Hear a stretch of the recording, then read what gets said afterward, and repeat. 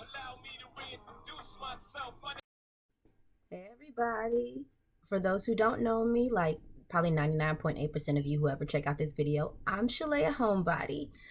So let me just tell you about myself because if you haven't looked at any of my other videos, then you don't know anything about me. So let me introduce myself. I am a reviewer, of course, and I'm going to be doing mainly geeky type topics. Doctor Who.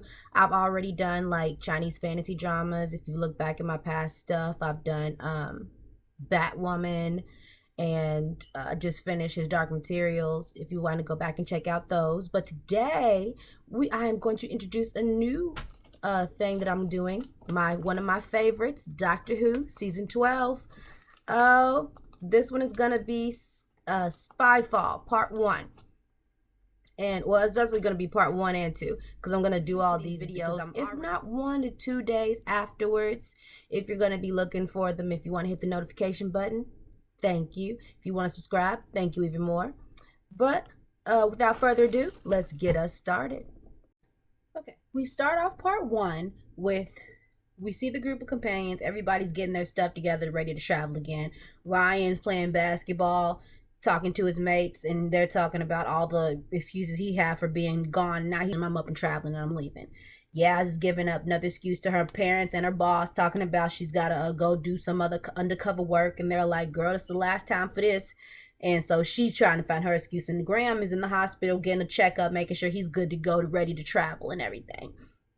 But as they're doing all that, next thing you know, they all get intercepted by some secret agent dudes, men in black type suits, and they all get, picked up. Next thing you know, we cut over to the doctor trying to check her TARDIS, making sure everything's good to go, when she also gets picked up. And she's looking at them like, where are you from? And they're like, girl, we from MI6. I'm like, oh, we on some James Bond spy stuff this season. Let's see where this goes. And so they meet up with Agent C, and he's telling them, we need your help, doctor. All of our spies are getting intercepted by, all of our spies have been intercepted. Not only our spies, American spies, South African spies, all these spies. We don't know what's going on. One of their spies who we saw on a plane get lighted up. We don't know what happened to her, but now she's unconscious in a bed somewhere. And the doctor's looking at her charts, and she's like, this can't be possible. All of her DNA has been changed. She's no longer human. What is this? We don't know. Interesting things going on. So C takes them into an office, and before he has really time to explain any too much things, the doctor tells him, I need to speak with such and such. He's like, he ain't no longer with us. And I'm like, who are we talking about? One of the agents apparently who quit and is no longer working for him, that the doctor knew in the past. So she calls him up, asks him where his location is because she needs to talk to him. As she's doing that, next thing we know, C gets shot in the back of the head, and he dead. And next thing you know, shots fired all throughout the room. The doctor and the companions got to get the freak out. And so as they get back into the TARDIS, they use old dude's coordinates and go to Australia where he is to meet up with Agent O. Ryan and Yaz go to meet this guy named Barton. Barton is the founder of Vor. Vor is like Google. Thank Google. Anyway, they go over to interview him because he's like some type of important part in all this. So they need to go figure out what role he's playing. So Ryan and Yaz go to him. The doctor and Graham go see O. Now we're back with O.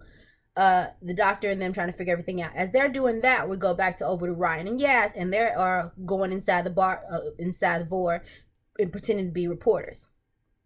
And they're interviewing Barton, and they're trying to get like his information, his computer diary information is what the doctor says she needs, and basically just like a scan of him. And so as Ryan's scanning him with the camera and Yaz is recording him, they notice that Barton isn't exactly human. And Barton's having the conversation, and he cuts it short, and he's like, y'all can come and visit me visit me for my party later to make it up for you for being late, having to cut this short. And he runs off. In the meantime, Yaz and Ryan get the plan to sneak up, to hide, stow away somewhere, and come back out at nighttime and get all the information off of Barton's computer. So that, unfortunately for them, Barton shows up at that same time. He comes in and they have to hide somewhere. Luckily, they get the info off of there in time, but they have to hide around his couch. And at first, I thought Barton found him because he's like, I know you're here. And I'm like, who's he talking to? And like, dang, Ryan, don't come out. But he wasn't talking about them. Next thing you know, those lighty figures that we've been seeing, they come, those light figures that I've been telling you about, they come out. And he's just like, you're being sloppy. You wasn't supposed to make all this much of ruckus and everything. And they're like, we got this. Everything's fine. Everything's going according to plan. And then they leave. We just got to, first they tell them, we got to get rid of a few obstacles. Then everything's going back to plan.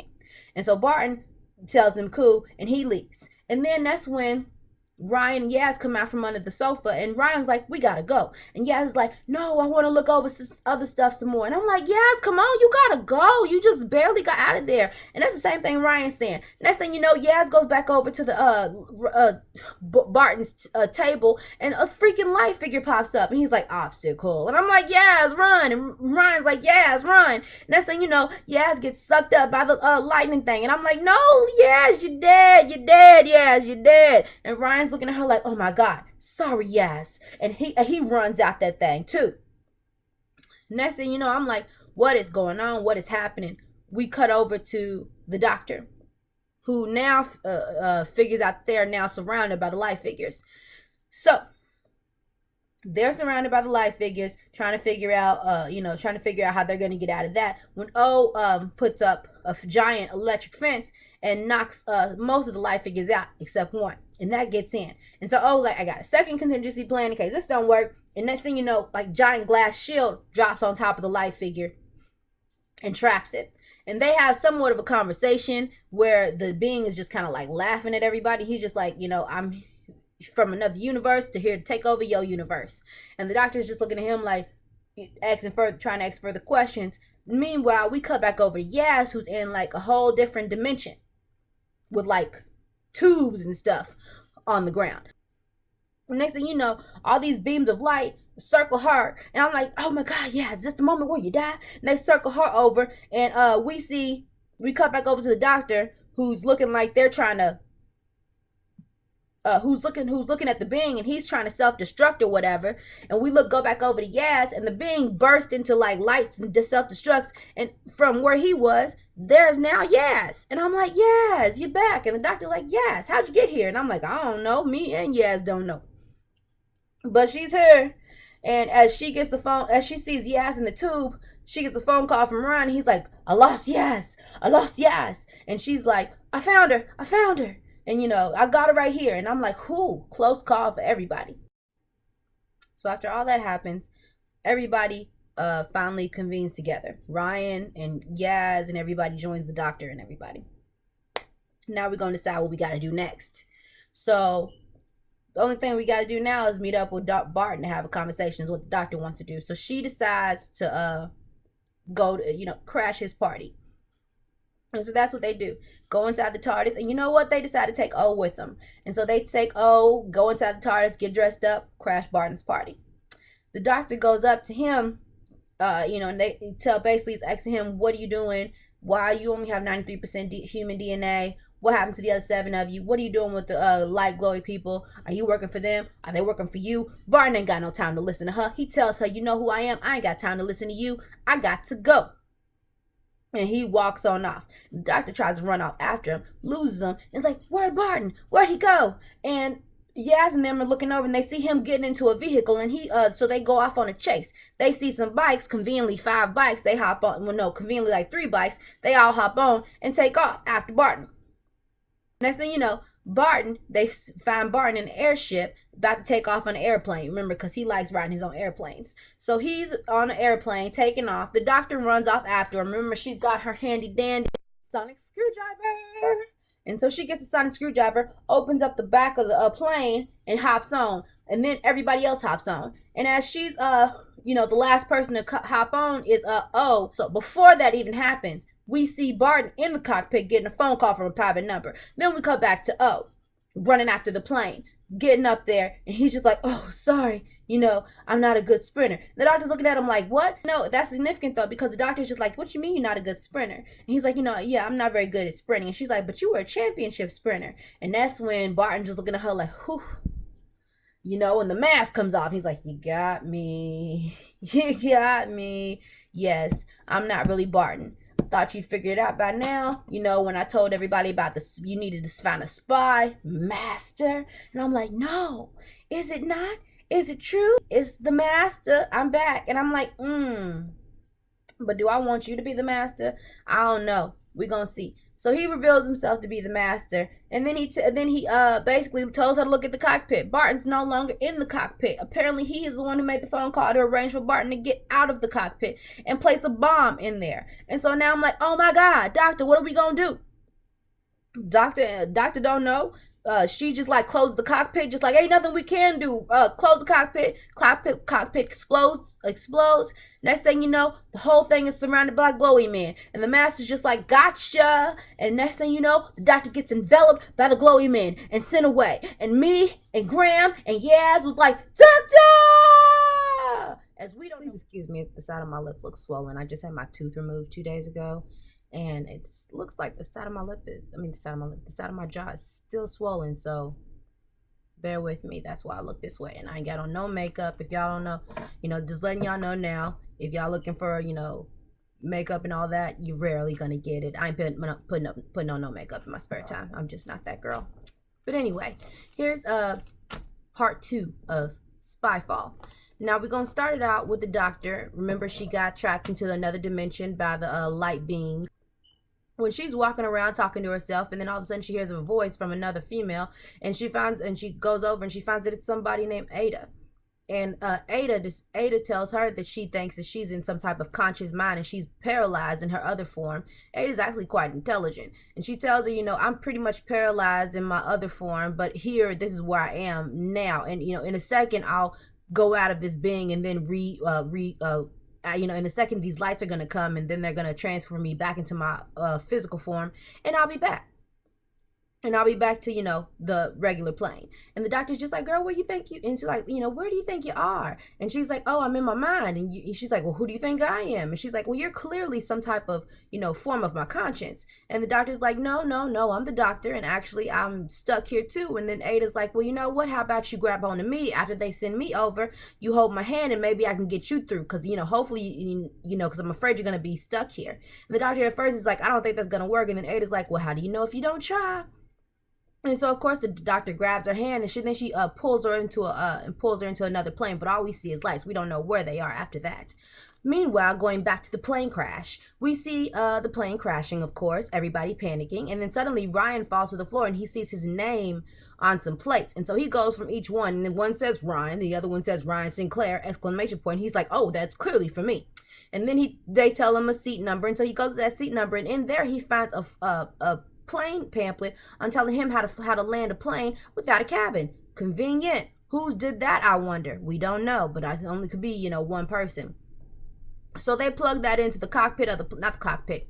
They plug that into the bottom of the plane where the electric whatevers are, doohickeys. And then all of a sudden they see a thing, the doctor pops up on the screen and she's giving him a message. And I'm like, the doctor, you didn't die. How are you here? The same question Graham asked. The doctor ain't got time to answer my questions because clearly she's a recording and you guys are having a plane crash. So we got to get down to the nitty gritty. Plug this into the plane. It's going to pop up an app. App's on Ryan's phone. How to get on Ryan's phone? We don't know because of course the doctor's done it mysteriously. But anyway, they put that on there, and then all of a sudden the plane luckily starts to go up and level out, and they are okay. They don't know where they're gonna land. Who knows? But in that time, we have to cut over to Barton. Remember, Barton and the master are now working together, and the master's going over how he has such a marvelous plan. And Barton's like, but your plan kind of failed, because he just looks over his phone and he finds out that the plane that they thought was going to crash is now landing somewhere. And that don't make the master too happy. So Barton comes up to him and he's like, so what's going on with that? And the master's like, don't worry about it. We're going to split up. You go get them guys in the plane, and I'm going to go take care of the doctor. The doctor, who he just finds out, is actually landed somewhere in the past is what I presume, because he's looking on the timeline like, how did she get there? And Ada had on some like old timey 19th century type clothes, so I assumed she went wherever Ada was. So the master tells Barton, we gonna split up. You go for the guys in the plane, I'm gonna go for the master. And so that's what they do. Now Barton goes off to the plane where luckily our trio has escaped from already. So he's asking the guy, the attendant looking at the plane who checked the plane. He's like, nobody was there. And he's like, nope, didn't see anybody. Luckily, the trio had already escaped. And so they're looking on at Barton and they're seeing that he's talking to the guy. And they're like, well, what are we going to do? And then Ryan looks at his phone and he notices that he's still connected to Barton's diary. Remember when they went over to the his office? My bad, sorry. But anyway, remember when they went over to his office? Yeah, he's still connected to Barton's diary, and he finds out that Barton has a conference where he's going to be a keynote speaker. And so he's like, well, we clearly got to go there and stop Barton. And so they run off. But unfortunately, they ran off too soon because they clearly did not notice that Barton is making a phone call. And who's he calling? But some people to track them down, giving them their name, and that's all he really needs to find out everything to find out how they are. Because remember, he's basically Google for the Doctor Who world, or better than Google. You know, got spies and cameras everywhere, so it ain't gonna be too long before he tracks them down. Meanwhile, the doctor wakes up in, as I presume, like the 19th century, 1834, to be more exact. I believe London in some inventors convention or whatever. And then she gets up. She also sees Ada, and then Ada asks her what's going, how did you get here and everything. And she's just like, tells her the whole spiel. As usual, Ada's going, don't believe it. And doctor's like, believe it or not, that's the truth. And I got to figure out some way to go back to my TARDIS and to my friends in the 21st century. But before she can think too long, the master pops up. And he's got his, classic shrink ray. And he starts shrinking people down to figurine size. Smaller than figurines, actually. And so he starts shrinking them down. And the master tries to go up. And she decides to be like, look, leave them alone. Take me. And he's like, girl, I already got you. So he continues to tell everybody, he's like, hold up your hands and everything. And side note, I'm not sure how I feel about this master. Why don't y'all put down what y'all think about him? Because I don't think I like him. Maybe I'm not liking him because he's not like the previous master. But, when you see him like, Robert Delgado, portrayal of the master, or even Anthony Ainley, those are my preferred masters. This guy's giving me more of a John Sim type vibe, just, out there, not really suave and debonair like, we usually see. This guy's giving me a I'm cuckoo for Cocoa Puffs type tea. And I was just like, okay, I should have known beforehand. Even though he was calling himself, I thought it would be more preferable if he called himself M. But whatever. We go back over to him shrinking people. And going over to the master, not the master, going over to the doctor, gloating, telling her, you want them people to live, you better kneel. Yes, kneel down. I'm like, so lame. And as he's doing this, Ada sneaks up to one of those machine guns, 19th century classic machine guns, and starts shooting them. And I'm like, thank God for Ada, because the master was getting on my nerves. And so starts shooting and everything. And the doctor, of course, is just like, I don't approve. But at the same time, you sure are taking advantage of the fact that Ada's doing it and running over to her. And then next thing you know, Ada gets one of those little old antique home grenade bombs, starts throwing and threw one at the master and blew him to whatever. He, stopped him for a time being. Enough for the doctor and them to get away, at least. Back with the companions, who are having their own standoff with Barton. As they're walking through the streets of, I presume, Essex, they get a phone call from Barton, and he's telling him, gotcha. And basically, he puts their faces on the screen, tells them there's nowhere you can run, nowhere you can hide. I got tabs on you, your people. I know where you're going. I know your coffee place and all that stuff. And so Ryan's the one who drops his phone, starts smashing it, grabs Graham's phone, starts smashing it. Ya's the one who's talking about making a phone call to her parents or whatever, talking about, don't believe anything you hear. And I'm like, girl, drop that phone. We off grid now. We going dark. Ryan, luckily, got some sense, grabs her phone, goes dark. Next thing you know, we see old people in them start taking pictures of them. And I'm like, time to go, y'all. You gotta go, skedaddle. And so they, Graham and them start run, and they run off somewhere, presumably to get off grid from Barton. Back over to the doctor, who is in the 19th century trying to figure out what to do and how to get back. She is talking to, now we know, a famous inventors in Britain called Charles Babbage, I believe, and Ada Lovelace. And supposedly they're going to be clues for the future on what's going on. Anyway, Not only thing does she discover who they are, she also finds that silver figurine, the one we saw in Barton's office that Yaz was looking at. And the guy tells her, she's like, "What is this?" And the guy tells her it's the Silver Lady. And he says, basically tells her that he got it from, a young dude who told him it was a gift from his master. Now we know whose master that is. So now the doctor's looking at that, wondering what's that have to do with everything else. And she also asks Ava about her little strange paralysis. And basically Ava tells her, I have these times since I was 13. I just dream I'm in another place, and as I'm doing that, I just can't move. Doctors haven't figured out what it is. And of course the doctor's like, well, you know what? I'm probably going to figure out what it is.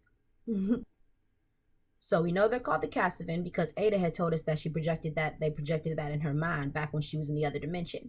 And so now the doctor has figured out in monologue, of course, that they are probably a good connection of spies, a group of spies put on Earth through different time periods throughout Earth.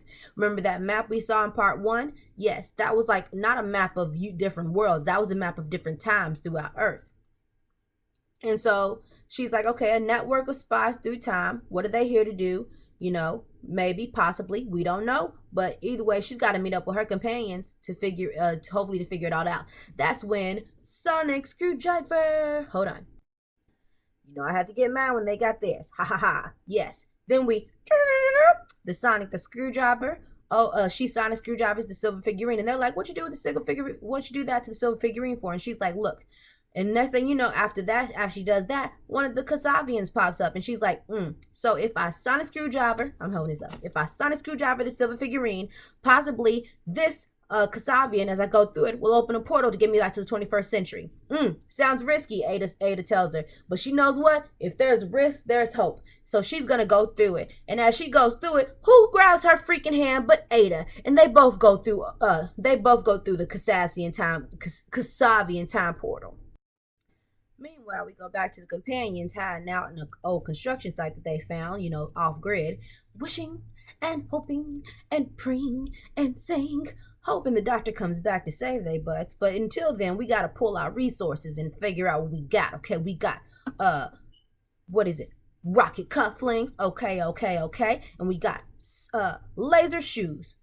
Sounds good. If only they knew how to work them. Because, as they was in a rush, they forgot to read the manual. I'm like, well, you better figure it out now when we sitting here because we got problems. Meanwhile, the doctor lands lands with Ada, not in the 21st century, but in 1943. Yes, not the 20th century. And I'm like, Lord Jesus, how this happened? And so next thing you know, not only are they in 1943, but they're in Paris in 1943. And not only Paris in 1943, but under enemy lines. You remember what happened in 1943? Yes. World War, pretty sure it's World War II. And so I'm just like, oh no. So what we gonna do? And not only are they there, but also the master is there too, hunting the doctor in Nazi garb. And the companions ain't doing much better. They get found out by the Kasavians, so now they gotta run. And as they running, Graham tries to use his laser shoes to shoot people, but he done messed up something. I think he gonna knock the lasers turning in loops, or he's spinning in circles trying to shoot people, and they telling him to aim, but luckily he aims true on one of them and he shoots them. They shriek, all of them knock back, and they get away. Luckily. Now we go cut over to Barton, who's walking into a warehouse where we see a little old lady tied to a chair. And I'm like, little old lady, why are you tied to a chair? And she don't know either, because Barton walks up to her and starts a conversation, and I'm getting a mommy issues vibe coming from him. And I'm like, really? Is this the time we gonna hash out some mommy issues, like right in the middle of the script that has no point or rhyme or reason to even be in the script? I guess just to say that, just to give some type of random further depth into Barton. I don't know. Either way, we gonna roll with it. So the little old lady's in the chair, and Barton's going on his monologue spiel, talking about, do you even know that you have a famous son? Do you know that what I've done? When have you ever told me, good job? And she gives him a sarcastic look and just like, good job. And I'm sitting there just like, oh, Mom. Hurtful. He's just like, That's cool because we gonna cut this conversation short now. Next thing you know, a bunch of group of Kasabian circle around the lady and suddenly give her like an electric shock or whatever they do to her. Either way, she screams, Barton smiles, and I guess there's, at that point I'm like, okay, no love lost amongst them two. Back in 1942, we got the master. Remember, he's hunting down the doctor in Nazi-Gob, and he goes into some building where the doctor's hiding under the floorboards, and he starts shooting up the floorboards. But luckily, he don't hit the doctor because they hit him in another part of the floorboards or whatever. And so the doctor comes out, and she recognizes the girl who's put her under the floorboards through some technology she had in there. And she's like, "You're a British spy. I know who you are. You're Noor Inayat Khan, apparently a famous British spy or wireless operator who got put behind enemy lines." So she just like, it's not exactly what she wanted, but the doctor, how she do, she can make it work. So she uses the computer that Noor has, and she makes some type of wireless Gallifrey, old school Gallifrey Morse heart code type deal. And either way, she gets in contact with the doctor, not the doctor, but the master, and she has him set up a meetup. No troops, no soldiers, no guns, no nothing, and they gonna meet up where? At the Eiffel Tower, of course. So they meet up. So they're gonna go meet up at the Eiffel Tower to discuss things and have a little chit chat. Meanwhile, back to Ryan and company, who are making a phone call to Yaz's family, telling her, don't go anywhere, don't go with anybody, stay, trying to get them to stay safe. And at first I'm like, why are we doing this? This doesn't seem like the smart thing to do. Of course this call is going to be traced. And they're like, hold on, girl, we not as stupid as we looking. We got a plan. And I'm like, okay, what's this plan? And so they tell me afterwards. They like, okay, well, what we going to, at least Ryan tells me afterwards. And he's like, girl, what we going to do is we plotted to make this phone call because we knew y'all was going to trace it. And then we got y'all and we going to jack y'all phones and jack y'all car. And that's exactly what they did after Graham used his laser shoes to shoot those guys. And I was like, 5 points, 5 points. And so they get in their car and they go. And meanwhile, the master and the doctor are having their little discussion. The doctor's asking him, what are you doing with the Cassian raid? He tells her, at first the Cassian raid was just a army of little super soldiers. Think Russia, but bigger. Just little super soldier sex waiting here, waiting to be activated until I came along. I got her. The master loves to do a good boast. So I got her, and I decided to give them a bigger, grander plan. Yes, what is this bigger, grander plan, you ask? Well, we don't know, because of course we got to cut over to Ryan, Graham, and Yaz, who are currently going into the warehouse. The warehouse where Barton was with his mama, with him and his mommy issues. Yes, that same warehouse where Barton is. They find Barton's mom, and they also get a message from Barton. He tells them, yeah, knew you were going to be here. As usual, you are 2 steps behind me. And look after my mom as look after my mom as while you're there. Thank you. And so now they're sitting there wondering what the heck they're going to do. I'm like, y'all going to go somewhere else to try to go back? What are y'all going to do now? What is the plan? Are y'all going to go somewhere? We don't know. Because we got to cut over to Ada and Noor, who the doctor sent out on a scavenger hunt to look for anything abnormal out of the usual. And once they found it, they'd send a message over to the doctor, who was still having a conversation with the master. And basically, the master's asking her, how'd you make it? How are you still alive? When I make a plan for you to stay dead, you better stay dead. How are you alive? Well, the master tells him, I'm a time traveler, plus with my genes, and, I basically confused the Kasabian, and they didn't know what to do. They said, so they spit me out somewhere else. And she's like, well, looking at the master, so what's your plan? And he's like, girl, let me tell you. Okay, let me tell you. All I'm going to tell you, though, is it's going to be massive carnage. Not only am I going to get the Kasabian to do my dirty work, but I'm also going to destroy your human race and make you feel sad. Win, win, win. And the doctor's just like, when will it stop? When will you stop? And he's like, we can't stop, and he won't stop. Don't you know master's about that life? He got his plan, he's gonna kill you thrice, and he can't stop. Basically. And so he's just like, I'm not gonna stop doing what I do But he's also tells her, look, like, but the only reason I did this is to get your attention. And by the way, have you visited Gallifrey anytime soon? And she's like, nah, why? And he's like, because it's destroyed. It is nothing but massive. Everybody's gone. And massive, and the doctor's looking at him like, you lying. That ain't true. And before she could ask him any further questions, we see a group of soldiers coming up. And the master's just like, what are these soldiers doing here? And the doctor's like, oh, by the way, didn't I had my other companion send a nice little note that was meant to get intercepted by the Nazis, and the note was saying that you was a nice little double agent sending Nazi information over from the British, so the Nazis is probably gonna be here to get your ass. And by the way, I stopped your facial psychic thingy, so it's jammed, so they gonna see the real you, the real non-Arabian looking, non-Arabian, non white looking you, basically. I sound stupid because brain fart out the motherfucker. But anyway, the non-white looking you, the non-blue-eyed white hair looking you, yeah, they're gonna see the you that looks more foreign, the brown you. Good luck with that though. And she hits the button and leaves him there as he gets confronted by all the Nazis. And so now she meets up with Ada and Nor, who, what did they discover that was abnormal? But the Master's TARDIS. Yes, he ain't even changed it. It's still a big old house in the middle of Paris somewhere. And I'm like, look, just what the Master would do. Gloating, cocky looking thing. That's what the doctor says too. So she picks the lock and goes in. And then she goes through his computer and finally discovers what the Master's plan, or at least most of the Master's plan. So now she discovers that the Kasavian have been imported into, not only have they been put as spies to amass information, but they have been meant to amass information on all the important and famous people who in history who have contributed to the development of computers. Why, you may ask? We don't know that part. All we know is they're using human DNA, and that's very important. Why is that very important? Girl, we don't know either, because we got to cut on over to Barton, who is now having his conference speech, who's giving a Mark Zuckerberg vibe, Zuckerberg vibe, really.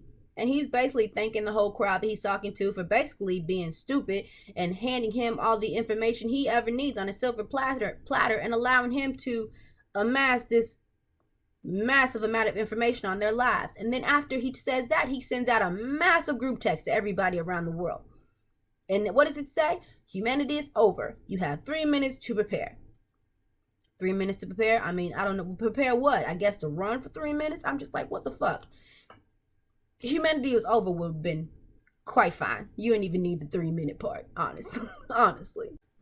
Now the plan is unfolding, everybody. Next thing you know, the Silver Lady starts spinning in front of Ryan. And that's when the Kasavian army goes and, gets sucked inside the Silver Lady. And then they pop out inside of everybody's cell phones and computers or whatnot. And Barton's telling them, the only thing you guys are good for is to be, human computers, human storage space, basically. And with the right reformat, that's exactly what you're going to be. And, luckily there's an app for that. And so next thing you know, everybody's stuck to their phones. They can't get it off. And then their DNA or whatever is starting to get transformed. And we're like, oh my God, what's going on? Ryan and Yaz and them are trying to shoot the Silver Lady. They're trying to shoot her with the shoelaces and the rocket cufflinks. Nothing's working out. Next thing you know, the Master pops up telling everybody to move. He's sitting here just like, I'm like, oh, the Master, where you been? He's like, girl, I've been stuck in the 20th century. You don't have any idea how hard it is to be in the 21st century, but luckily I came back here in time to gloat. And so they're like, well, what is this? What does it do? And he's like, basically, it's amassing the Kasavian energy and inputting it out into the people. And I'm like, well, that don't sound good. And just as the Master was starting out his good little gloat, you know how he likes to do, suddenly the Silver Lady stops. And I'm like, what? It stopped. And in walks the doctor. Yes. Ready and able. And she's just like, you know what? I went through time too. You're not the only one who can mess with time, baby. And she's like, and I also put a tracking device on your Silver Lady because I thought it would be important to you. And you know what? Last year when I found it was with Barton, I put a self-destruct thing on that MFR. And you know what? I made it to where anytime it would suck in a massive wave of Kasavian army energy, it would self-destruct. Yes. Gotcha. And not only did she do that, but she also recorded the chit chat that her and the master was having. You know, the one where she was where the master was gloating and telling all of us all the tea about how he was gonna get the Kasabian army to be the puppets. Then he was gonna destroy the masters. Yes, she got that, and she replayed that to the Kasabian army, and they weren't too happy with the master. Next thing you know, they take him and transport him back to their dimension where he's stuck, screaming the doctor's name and upset. Whew. Now the crisis is averted, y'all. Doctor's won it again. Doctor's done it again. Yes. You know, it's Graham Jackson like, who are these people? Are you replacing us? Talking about Ada and Nora. She's like, no. And before I can ask any of your other questions, I gotta send them back through time, and I'll be right back. So that's exactly what she does. She sends Ada and Nora through time, and she erases herself from their memory so they don't remember anything about the past. But before she goes back home, remember the master told her about Gallifrey. So she's like, let me make this detour to Gallifrey. And unfortunately, she goes to Gallifrey and finds that the master was not lying. All of Gallifrey is destroyed, up in smoke. And the doctor and me can't believe it. And I'm like, so now her and the master are back to being the only Time Lords? And so as she's headed back to get Ryan and the rest of the crew, she gets a pre-recorded message from the master. And he's telling her, girl, you ready for this last bit of tea? I killed everybody on Gallifrey. I told you somebody did it. I'm the one. Yes, I'm the one who destroyed Gallifrey. And why did I do it? You know, as punishment, I did this for their lies. For their lies. And I'm like, what lies? What lies? And the master, and I was like, that's all I'm going to tell you, actually. You know, there's hidden messages. He said, I'm going to give you this little bit of tea. There is a hidden, coding in our memories deep down you got to think about. And basically, we're not we're not who they said we were. Our identities aren't the same. We are, everything we ever thought is a lie, built on a lie by the Timeless Child. Remember, Timeless Child, if you watch season 11, I can't remember the dang episode, but I remember the little things were going around, and they even did a flashback of when they said Timeless Child.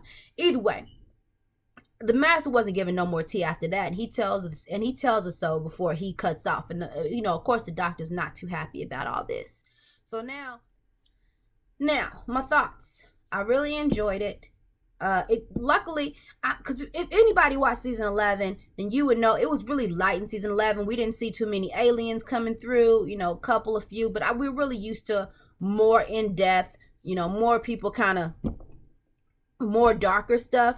And the light Doctor Who of last season, just, I don't know if it sat well with me. I was just like, is it so bad? I was just like, not enough people died. If you used to like Steve, Moffat stuff, people die. People die in Doctor Who. And you don't know who's gonna stay alive. You only know the doctor's gonna stay alive and his companion's gonna stay alive. That's the only definite. And sometimes you don't even know about his companions, frankly. But I really enjoyed this one. Well, no, I'm not gonna say I really enjoyed it, but it was good. It didn't give me. It was definitely a 7.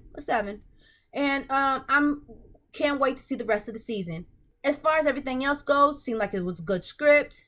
I enjoyed the suspense of it all. There was a few times when my heart was a little racing for everybody. I was like, "Whoo, feels like good old times." Where I'm sitting here just like, are they gonna get out? Cannot wait for the episode 3, and hopefully you all can't wait either, so you can come back and see me. Remember, Shalea Homebody, I'll be here. Usually my videos are up 1 or 2 days after it airs. I'll try to do 1, but I have a job, so 1 or 2 days, usually it'll be up. But feel free to hit the subscribe button. Feel free to make a comment. Feel free to hit the like button. But either way, thank you for joining me. Hope to see you again. And see y'all next time. Bye.